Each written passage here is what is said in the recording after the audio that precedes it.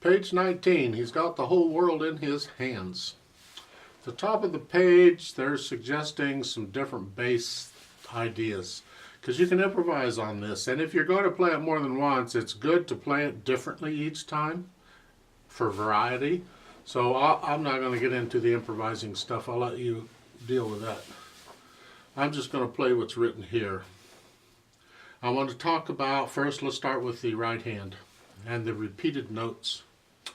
They're saying at the beginning here, right, those two G's of a fourth finger.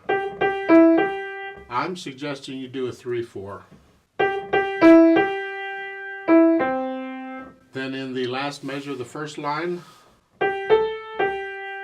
for those two G's toward the end, again a 4-5 here. In the second line, second measure, for those two G's toward the end of the measure, I'm doing a 3-4. It's like the pickup beats at the beginning. Okay. Then the last line, for the E's toward the end of the measure, it's a 1-2. Next to the last measure, it's a 4 on the first G, then a 5, and then a 4 on the F. And that's what I recommend on fingering for the right hand. Left hand, just do what they're telling you to do. You're starting with index finger. The only tricky part, if there is, you want to call it tricky, would be the last measure. Those are staccato in the left hand. Hold the right hand down, just the left hand. It is repeated. We're going to play it twice. They have some more verses at the bottom. You can play it over and over and sing it over and over, whatever. We're just going to do it twice. So common time, or 4/4 time, I'm going to give us 3.5 counts. Let's see, it's like 1 and 2 and 3. And you come in on the end of 3. Now, this piece and the style of the piece a lot of times is played in a swing style. And if you do that, you're going to rock the eighth notes. You're not going to play them evenly, okay? So it's like, look at the last line.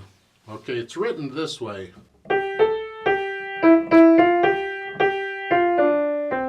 But if I swing the eighth notes or rock them, whatever, it's this way. It's long, short.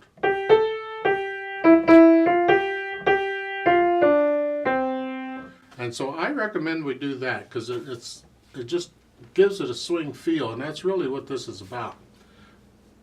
It adds to the overall nature of the song. It just helps. So at the beginning, it's this.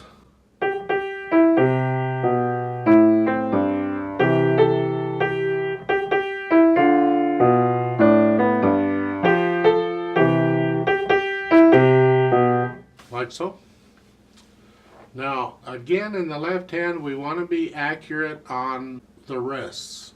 So it's like the last measure of the first line in the left hand. You're playing these notes. Well, be accurate when you lift them up. Don't just haphazardly lift them up whenever, because you're going to hold them down for 2.5 counts, and they're coming up on the end of 3.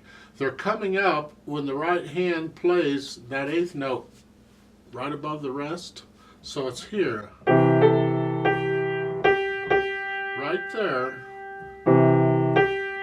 is when the left hand comes up. So on each of these measures where the left hand is coming up, know exactly when to lift it, and know. I use the right hand. When the right hand plays such and such a note, I lift the left hand. It just helps me, so I don't have to keep counting 1, 2, 3, and 4 and all that. I'm too lazy for all that.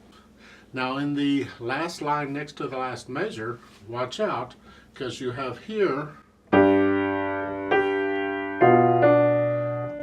there's a quarter rest in the left hand, and we want to hear the rest. That is, you lift the left hand up on beat 4. So it's 1, 2, 3, 4. And right on 4 you lift up. So for one beat, the D is by itself.